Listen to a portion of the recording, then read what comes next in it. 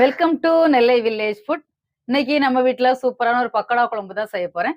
பக்கோடா வந்து வீட்டிலேயே செஞ்சு நம்ம குழம்பு செய்ய போறோம். இதோட டேஸ்ட் ரொம்ப சூப்பரா இருக்கும்.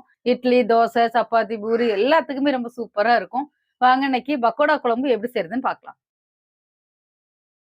பக்கோடா குழம்பு செய்யறதுக்கு தேவையான பொருட்கள் என்னன்னு பார்க்கலாம். இப்போ நம்ம வந்து பக்கோடா செய்யறதுக்கு வெங்காயம் எல்லாத்தையும் வந்து கலந்து வச்சிடலாம். ஒரு 2 பெரிய வெங்காயம் எடுத்து நீல வாக்கில் கட் பண்ணி இந்த மாதிரி உதிர்த்து வச்சிருக்கிறேன்.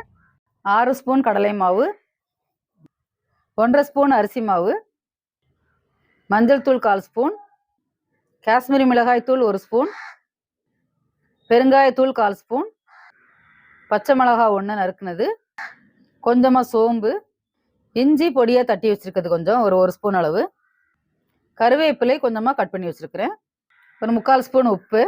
இப்போ இது எல்லாம் சேர்த்து நல்லா